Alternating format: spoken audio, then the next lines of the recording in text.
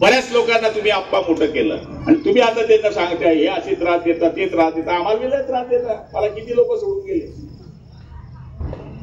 किती लोक सोडून गेले, मला किती लोकांनी आमच्या बरोबर राहून गद्दाऱ्या केल्या. काय झालं नाही. परमेश्वराची साथ आहे, आपलं मन साफ आहे. परमेश्वराची तुम्हाला साथ आहे, काळजी करू नका. 3, 4, 5, 25 किती बी एकत्र होऊ दे, जर आपण लोकांची प्रामाणिकपणे सेवा करतोय, तुम्ही, तुमचा मुलगा, तुमचं कुटुंब जर रात्रंदिवस या जनतेच्या सेवेकरता मागे लागलाय, अरे ही जनता येडी नाहीये. पायामध्ये काटा काढणाऱ्या माणसाचा सुद्धा उपकार जाणणारी ही जनता आहे. त्यामुळे आपण काळजी करण्याची गरज नाहीये. तुम्ही ज्याही निवडणुका या पाचोरा मतदारसंघामध्ये आणि भडगाव मतदारसंघामध्ये लढणार, याही निवडणुकीमध्ये तुम्हाला आता isakal.com आहे देशातील नंबर 1 ची मराठी न्यूज वेबसाईट. प्रत्येक अपडेटसाठी isakal.com ला नक्की भेट द्या. घवघवीत यश आल्याशिवाय राहणार नाही, हा माझ्या मनामधला विश्वास आहे. एवढे लोक सहज येत नाही अप्पा. हे लोक आणायला लय जादू करावे लागते. हे 3 जण जरी एकत्र आले असते तरी एवढे लोक आले नसते. ही तुमची केलेल्या 5 वर्षाची कामाची पावती आहे. आणि मला तरी असं वाटतं की येणाऱ्या काळामध्ये तुम्ही मला सांगितलं 1 बातमी द्या, 2 बातमी द्या. टीपीडीसी मध्ये मला जेवढा पैसा तुम्हाला देता येईल तेवढा देईल. पण मी हे ठरवलंय की मुक्ताईनगर, पाचोरा या मतदारसंघामध्ये सगळ्यात जास्त पाण्यामुळे हानी झालेली आहे.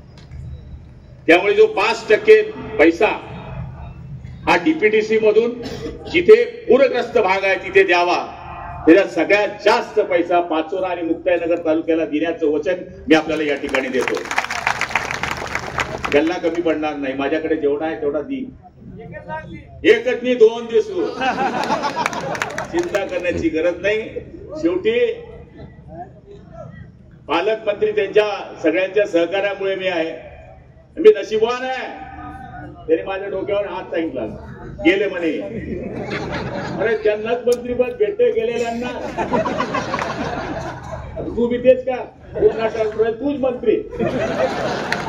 कारण की शेवटी माझा वारस म्हणून तुम्ही पुढच्या काळामध्ये काम करणे. मी पुढची निवडणूक लढीन नाही लढीन मला सांगता येत नाही. पण आता तुम्ही जाय पुढे चालत राहा. आणि मला खात्री आहे की तुमच्या कामामुळे हिंदू, मुसलमान, बौद्ध सगळ्या लोकांनी, मला यावेळेस मुस्लिम समाजाने मतं दिले नाही अप्पा, मला नाही दिले. अण्णा भैयांना पण नाही दिले, पण तुम्हाला दिले. मी तर त्यांच्यावर इतकं आय लव्ह यू केलं, पण त्यांनी सेम टू यू नाही म्हणलं. त्यांनी मला न वेअर केलं यावेळेस. ठीक आहे, त्यांना वरतून फतवा आला की भाई देणार नाही गुलाबराव पाटील को. आता मी निवडून आलो, मग मी मंत्री झालो, मग ते माझ्याकडे येतात. मग मी त्यांना पुन्हा म्हणतो आय लव्ह यू. त्यांच्या लक्षात आलं आता 1 वर्ष झालं माझ्या मतदारसंघात कोणीच मरत नाही. तुमच्या मतदारसंघात मरतं का कोणी? नाही. माझ्या मतदारसंघात एकही लग्न नाही. तुमच्या मतदारसंघात होतं का? नाही. माझ्या मतदारसंघात एकही साखरपुडा होत नाही. तुमच्याकडे होतो का? नाही. या बाकीला ज्या पडेल या येतच नाही, फक्त आम्ही जातो. आता जेव्हा सीजन येतो ना लग्नात बी, मोती बिमारांना पहिले याचाच घंटा पहिले या. आणि आता इलेक्शन आटपलं तर आता किशोरप्पाच दिसेल, चंदू भैयाच दिसेल, गुलाबराव पाटीलच दिसेल. याचं कारण आम्ही 24 तास फिरणारे लोक आहे. निवडो पडो हा आमचा धंदा नाही आहे.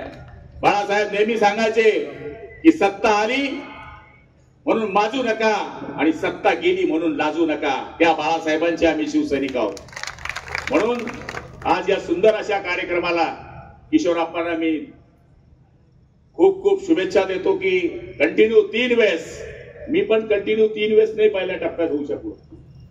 2 वेळेस झालो, मग ब्रेक मारला, पुन्हा 17 नंबरचा फॉर्म भरला, पुन्हा पेपर दिला, पुन्हा पास. नंतर कंटिन्यू मी पण 3 वेळेस पास झालो, हॅट्रिक झाली.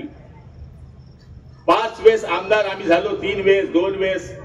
पहिल्या वेळेस माणूस होऊन जातो परिपाटी, नवीन आहे, चान्स द्या. पण दुसऱ्या वेळेस सोपं नाही. तिसऱ्या वेळेस तर बिलकुल सोपं नाही, चौथ्या वेळेस तर बोलूच नका, पाचव्या वेळेस बोलू नका, 5-5 वेळेस लोकांना निवडून देतात लोक, असे साधे नाहीये.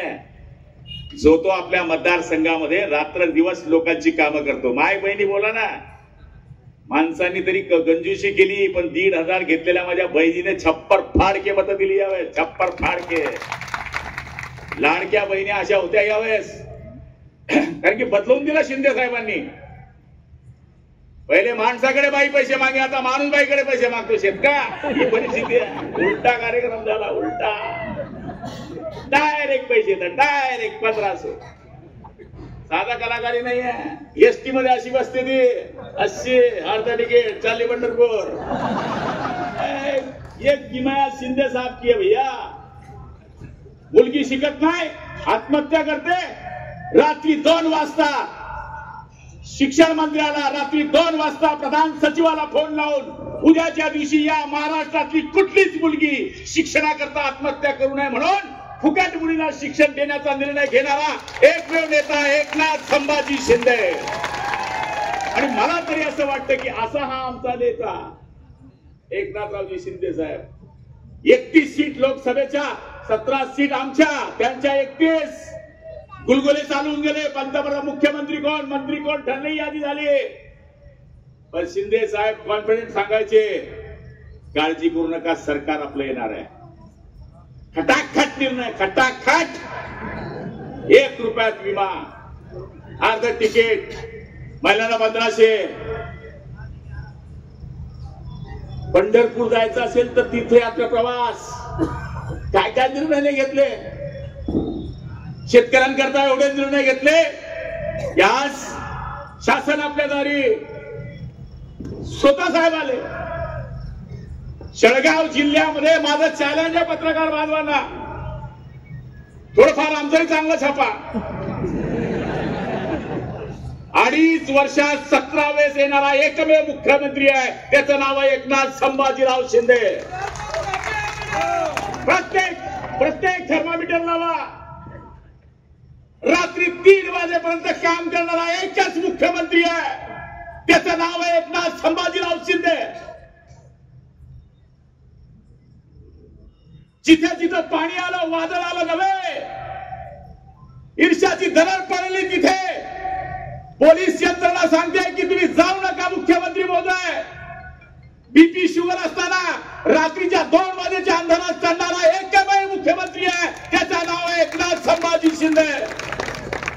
त्या माणसाचे आम्ही कार्यकर्ते आहोत, याचा आम्हाला गर्व आहे. अरे सत्तेसाठी 17ची साथ, आमच्यासाठी एकच हिंदुहृदय सम्राट शिवसेना प्रमुख बाळासाहेब ठाकरे त्यांच्या आशीर्वादाने तयार झालेले आम्ही कार्यकर्ते आहोत. त्यामुळे आम्हाला किती त्रास देणार येऊ द्या. आम्ही बी कच्चे गुरुचे चेले नाही आहे. डोक्यावरचे केसे केले म्हणून म्हातारे समजू नका.